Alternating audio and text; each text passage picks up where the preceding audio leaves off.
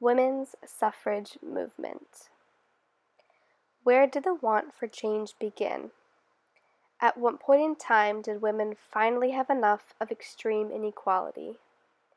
How did we get to where we are today? Let's take a step back and remember the journey to end women's suffrage. In 1848, the first ever convention on women's rights was held in New York and is known as the Seneca Falls Convention.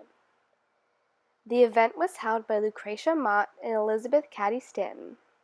At the convention, around 300 men and women attended to hear what was going to be said, and up until this point, there had been no real discussion about the rights of women.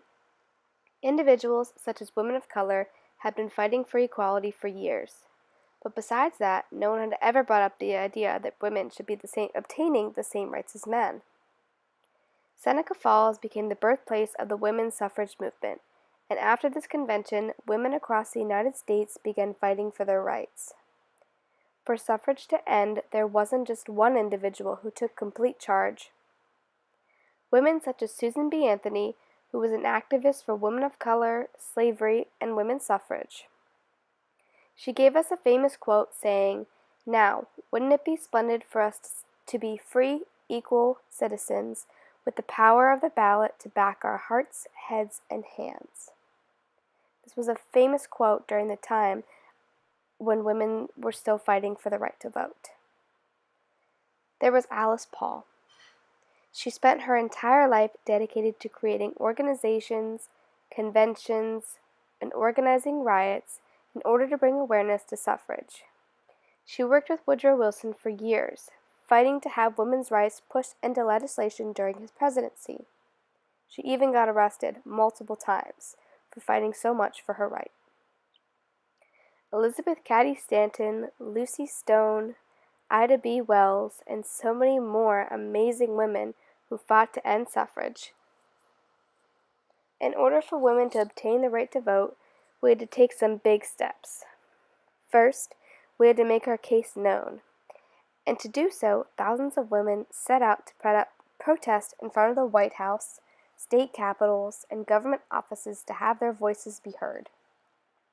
To organize these events, women first had to create a group that would be in charge of tasks that needed to be completed in order for marches or protests to occur.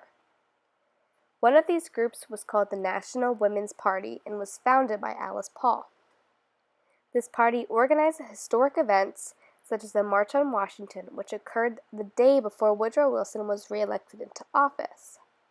It shocked the nation and made headline news, in turn causing Wilson to take steps to begin working with the women in order to gain the right to vote. The next step in the process was to get into legislation, because protests and marches were just not going to be enough to create a law. Women such as Alice Paul met with Woodrow Wilson and his members of Congress to express their thoughts and suggestions for creating a bill for women to have the right to vote. At this point in time, men had no desire to hear what any woman had to say, and in many cases, the women were seen as incompetent and forced away. Woodrow Wilson was not jumping at the idea that women should have the right to vote, and it took many years, many arrests, and many protests for women to finally break through and have him start working with them rather than against them. The desire to end suffrage began in 1848, and it took 72 years since the Seneca Falls Convention to the ratification of the 19th Amendment for women to end suffrage.